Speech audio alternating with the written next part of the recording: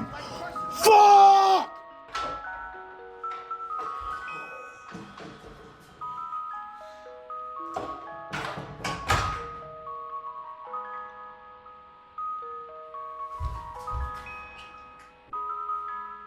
I can't believe we fucking lost.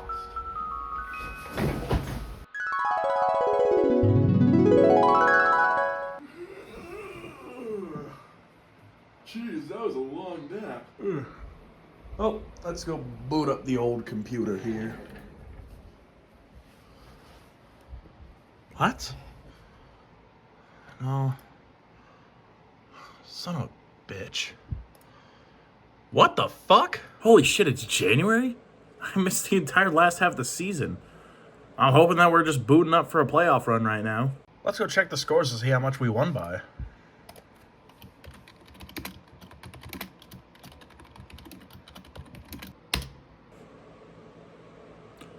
What the fuck? Swing it back to Martigal, fires, scores!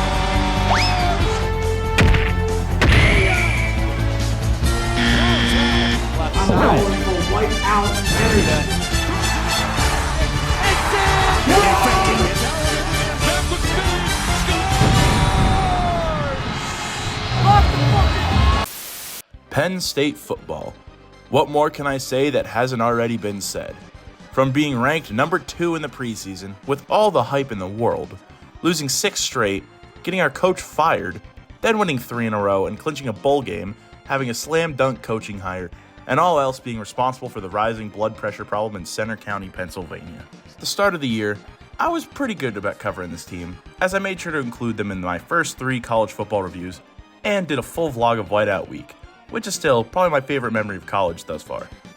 However, as the season progressed, a multitude of factors, including illness, losing my voice every weekend, projects, and other sports games like hockey and soccer, prevented me from creating much content. Next season, I have to do a better job of this. But for now, I feel like it's a good time to just go through a full retrospective and break down exactly what went wrong and what went right in the 2025 Penn State Nittany Lions football season. This game wouldn't surprise you in any way, shape, or form. You're either under the age of 10 or you have CTE. James Franklin and the Penn State Nittany Lions had their way with the Nevada Wolfpack. Drew Aller had over 200 yards of passing and only 4 incompletions, while Katron Allen and Nick Singleton confirmed what everyone was thinking during the offseason. And the biggest surprise of them all, Penn State has wide receivers who can play football. Astounding. Danny Dennis-Sutton had a field day in Beaver Stadium with 4 tackles, a sack, and a forced fumble. Hell, even the Grunkmeister got in on the fun, scoring a touchdown late in the 4th. Wait, what the fuck is that name? Chubba Purdy, no relation. Oh, wait, never mind, he is Brock's older brother. Looked like a deer in the headlights when facing the hostile Penn State crowd. All in all, a very successful game for the Nittany Lions. And Nevada, thanks for playing. Another week, another Penn State football game. FIU is definitely one of the teams of all time. The only thing really keeping them relevant is Pitbull and Bordeaux's college rebuild series. But just because they're unknown doesn't mean they're not decent. I can't tell if Penn State offense is stagnating or if FIU's defense is elite. Knowing James Franklin, it's probably the stagnation. Only scoring 10 points against the Panthers in the first half is pretty embarrassing. Luckily, Penn State's defense is amazing, and they kept it scoreless and got a big boy interception to boot. It's looking like Alexander Bean is out there for the Panthers. At halftime, James Franklin threatened to remove the offense's electric scooters, and they remembered how to move the ball. All in all, they dominated the second half, and the game was never in question. Which is why it's so confusing that people think Penn State's going to get steamrolled. They're not going to play this way during Oregon or Ohio State. We did the same thing last year with Bowling Green. I think we'll be fine. Yeah, there's not much to say about this game. Penn State beat the piss out of an FCS team in Villanova. The Nittany Lions defense was perfect as ever, allowing 0 points until the last second of the game after an insane one-handed touchdown that was surprisingly the most electric goal line play in the game. Penn State's offense started slow, like always, causing everyone on Twitter to lose their minds about, oh, how this is the end, we're never going to be anything, we suck. It doesn't make sense to me, to be honest. They went out and got their shit together in the second half and laid it on, almost covering the spread. Shout out to the police officer in front of us who said we could storm the field if they covered, and it's an unfortunate event that we didn't. Penn State goes to the bye looking to correct some problems on its offense and get ready for the biggest game in Beaver Stadium since 2016. Maybe ever. I cannot wait. This was the first game this year that didn't have my commentary, and for good reason. I vlogged the whole thing with my friends and sat front row, right behind the end zone. And what did I get for my duties? Only about 15 minutes of real football. This was one of the most frustrating games I've ever watched in person, at least since the start of the season. Drew Aller was inefficient with the football, and our so-called highly ranked run game couldn't get it going. After going into halftime tied 3-3, our defense wasn't able to hold the line against a stout Oregon offense, and the Nittany Lions went down 2 scores. Then, something clicked, and Drew Aller was able to throw the ball for more than 20 yards. You'll see in this video just how much I hate Andy Kolnicki. Moving on, Oregon had a hard time moving a ball against a rejuvenated Penn State defense, and an unsportsmanlike contact penalty would force them to punt the ball back to Penn State. Aller would do his best to lead Penn State down the field and would strike pay dirt, scoring a touchdown with 30 seconds left. Now, the big thing that was discussed for weeks after this game was whether Penn State should have gone for 2 or not. In the moment, and in retrospect, I still believe Penn State should have gone for 2. Our defense wasn't looking the greatest, and our goal-to-go plays had been amazing up to this point. But regardless, the extra point was kicked, and after a brief scare of Oregon trying to Hail Mary the football, we would go to overtime. Penn State's ball. A quick pass and 2 runs later, the Nittany Lions would hit the jackpot. Touchdown. Now it was Oregon's turn. They weren't as explosive as Penn State, and a good tackle led to 4th and 1. This was it. I had a leg over the railing, ready to storm the field.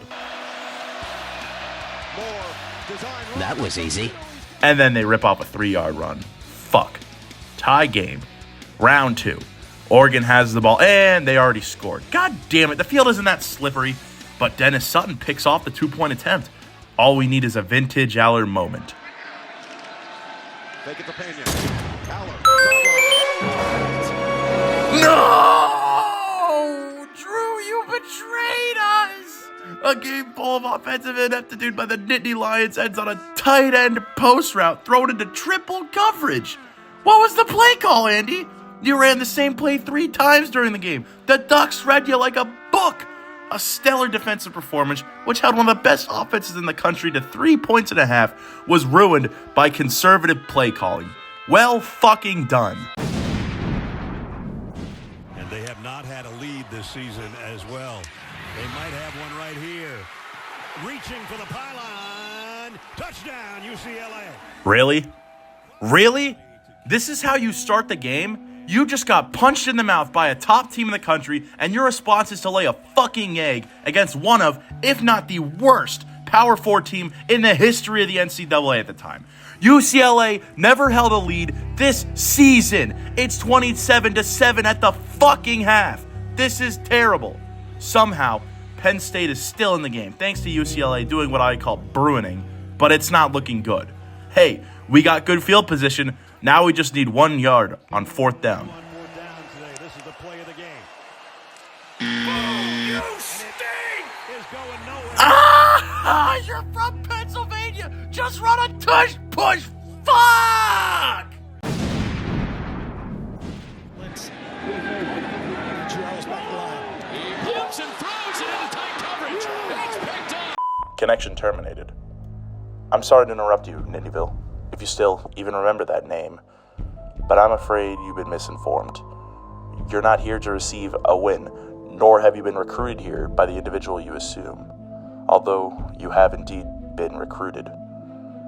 You've all been recruited here into a labyrinth of screens and scores, misdirection, and misfortune, a stadium with no exit, a game with no prize. You don't even realize that you are trapped. Your lust for football has driven you in endless circles, chasing the cries of opponents in some unseen chamber, always seeming so near, yet somehow out of reach. But you will never find them. None of you will. This is where your story ends. And to you, my brave athletic director, who somehow found this job listing not intended for you. Although there was a way out planned for you, I have a feeling that's not what you want. I have a feeling that you are right where you want to be. I'm remaining as well. I'm nearby. This era will not be remembered, and the memory of everything that started this can finally begin to fade away. as the agony of every tragedy should. And to your monsters trapped in the student section, be still and give up your wristbands. They don't belong to you. For most of you, I believe there is peace, and perhaps more, waiting for you after the smoke clears. Although, for some of you, the darkest pit of hell has opened to swallow you whole, so don't keep the devil waiting, old friends. My Allard, if you can hear me, I knew you would return as well. It's in your nature to amaze the innocent. I'm sorry that on that day, the day you were shut out and left to die, no one was there to lift you in their arms, the way you lifted others into yours. And then, what became of you? I already knew that you were content to disappear, not my quarterback. I couldn't save you then, so let me save you now. It's time to rest, for you and for those you have carried in your arms. This ends for all of us. End communication. Alright, that was a total shit show. Losing Aller hurts, and now we have an interim head coach. Let's see how Scary Terry does in his first game. To be honest, not too bad. Starting your backup quarterback in a night game at Kinnick Stadium lets you know that this game was rigged from the start. But Penn State kept with the pace, and eventually took a halftime lead off a Dom DeLuca blocked field goal return for a touchdown. But, unfortunately, Ethan Grunkenmeyer needed a couple more weeks baking before he was ready, and the 2 interceptions really didn't help the Nittany Lions' chance. Add on Mark Gronowski, which I called Gronowitzki earlier, I don't know why, absolutely burning the lost Penn State defense on multiple drives, leading to a slow and painful death at the hands of Iowa's offense. Don't hear that sentence much now, do you? All in all, a game that Penn State should have won, but it isn't heart-wrenching that they didn't win it. Well, we kind of expected this, didn't we? It would have been the most Penn State thing ever for them to lose 4 straight and then beat the Buckeyes, but it wasn't meant to be. We got absolutely steamrolled. Sure, the first play of the game was a 25-yard Katron Allen run, but it all went downhill after that. Yes, Penn State recovered a fumble inside the 2-minute warning and made it a 3-point game at halftime, but after that, Penn State wouldn't find the end zone again, and Ohio State would just lay the punishment on. Penn State would punt on every single second half possession, except for one, where a long completions on 3rd down and a bullshit targeting call that was overturned would lead Penn State to 1st and goal, where they would then do absolutely nothing, and Grunk would throw a pick on 4th down. You know, I was optimistic about this game at the beginning of the year, and was in Columbus on game day, mainly due to a hockey away trip the previous day, but I really thought this was the year. Now we'll have to wait till either the playoffs next year or 2027 to try and get any revenge for the past 10 years. You know, maybe I should have studied more in high school so I could have gotten into the University of Michigan. At the beginning of the season, most people thought this would be a game between a middle-of-the-pack Big Ten team versus the number 1 team in the Big Ten. Those people would be correct, but not in the way they were assuming. Penn State was listed to get creamed this game, so much that the game was put at noon, as even ABC didn't want them during prime time.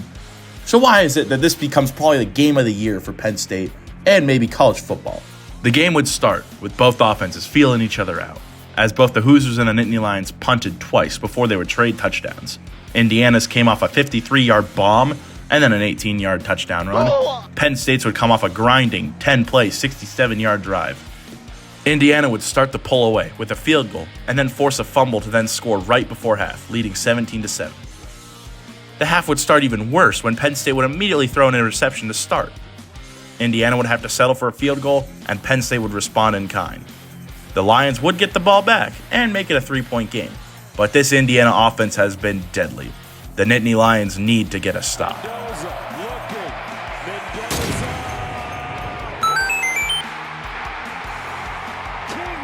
Holy shit, King Mac is a fucking dog. What a play.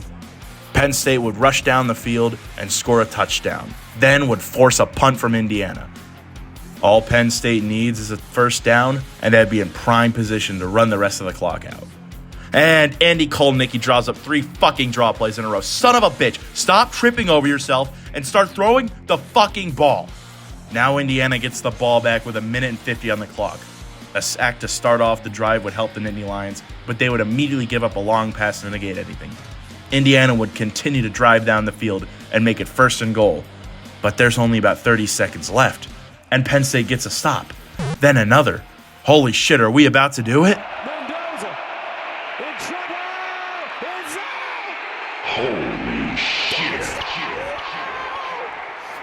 Holy shit. It happened again. Penn State lost the game by millimeters. One of the greatest catches of all time, and no one in the stadium thought he caught it due to how close it was. And just, what the fuck? Like, how? Why does this happen every single time? If the ball was a millisecond later, it would be 4th and goal with momentum in Penn State's favor. But for the second time this season, the students were denied a chance to rush the field for the first time in 10 years. God damn it. Mendoza!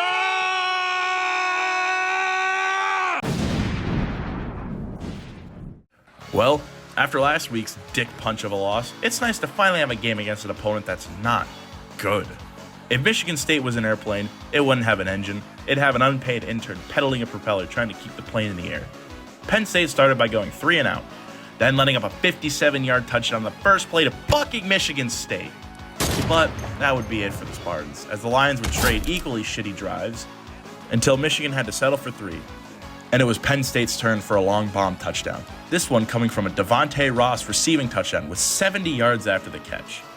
It would be the nail in the coffin for Michigan State, as they'd go on to score normal points, as Penn State would tack on another couple touchdowns to handily win the game 28-10. Despite how the season's gone, it's nice to finally see Terry Smith get a win. Now Penn State's in crunch mode.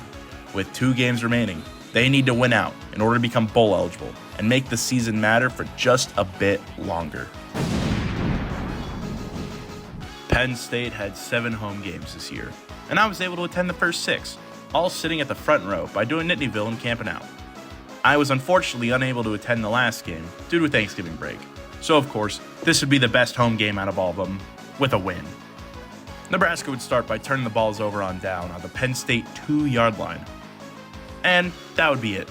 Penn State would score a touchdown, a field goal, then 2 more touchdowns to end the half 23-3. Penn State would continue the onslaught in the second half, adding 2 more touchdowns, while Nebraska could only muster 1, with a run coming from TJ Lateef. The final score would be 37-10, and Beaver Stadium would be filled with chants of Terry, reverberating throughout Center County. The last time vibes were this high was when Penn State was beating the shit out of FIU. 1 game left, boys. Make it count. Here we are, at the end of the season, and a winner-take-all game. Ladies and gentlemen, welcome to the Bowl Eligibility Bowl, sponsored by Nautico. Both teams would start out with touchdowns, but Rutgers would be the first to blink with a turnover on downs. Penn State would capitalize on the short field and would make it 14-7. But what's this? Rutgers would immediately respond, tying the game at 14-all. Penn State would punch back with a 53-yard run from Nick Singleton. The game would be stuck at 24-14 for a while, after both teams kind of forgot how to move the ball, before Rutgers would tie the game with 26 seconds left in the half. Penn State would have to go around 40 yards to get into field goal range.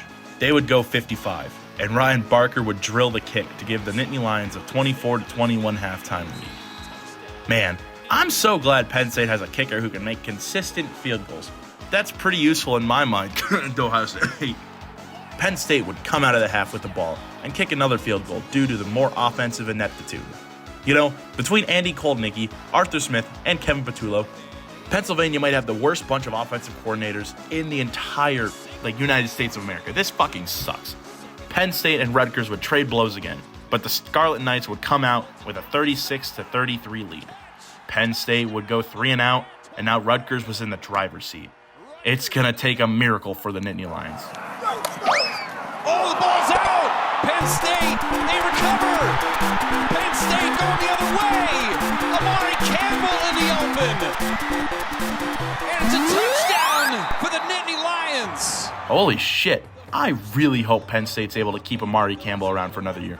The dude is a beast and deserves to be the number 1 linebacker on this team. You know, Penn State is linebacker U, so maybe you should give him the sticks. LeVar, I don't know. I know he's your son, but yeah, this guy's pretty good. Rutgers got their dick punched so hard that they were unable to respond, and the game would end with a turnover on downs and a lengthy Penn State drive to kill the rest of the clock. While he did do a good game, it might be time for Andy Kalamakis to go swim with the fishes.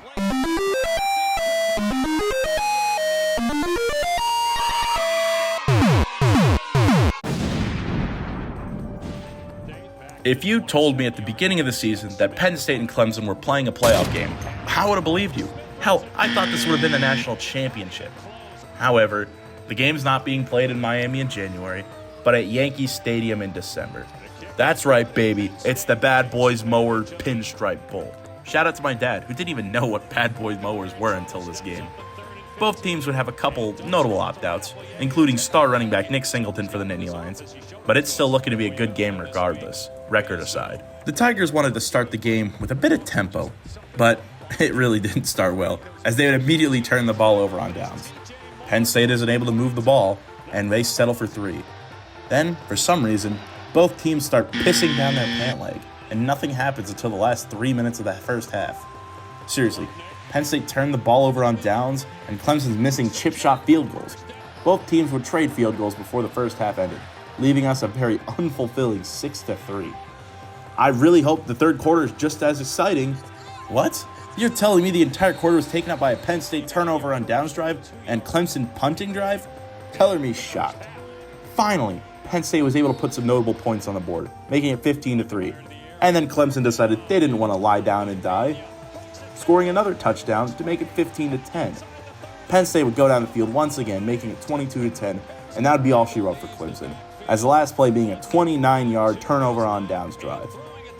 So, after all of the season, all of the turmoil, all of the turnover on staff, all of the injuries, and all of the bullshit, Penn State finishes the year with a winning record and another bowl game win.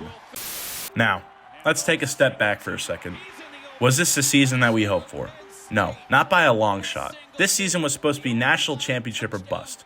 And after 3 straight losses, including another big game and 2 dog shit opponents, including one at home, Penn State had finally had enough and gave Big Game James the boot.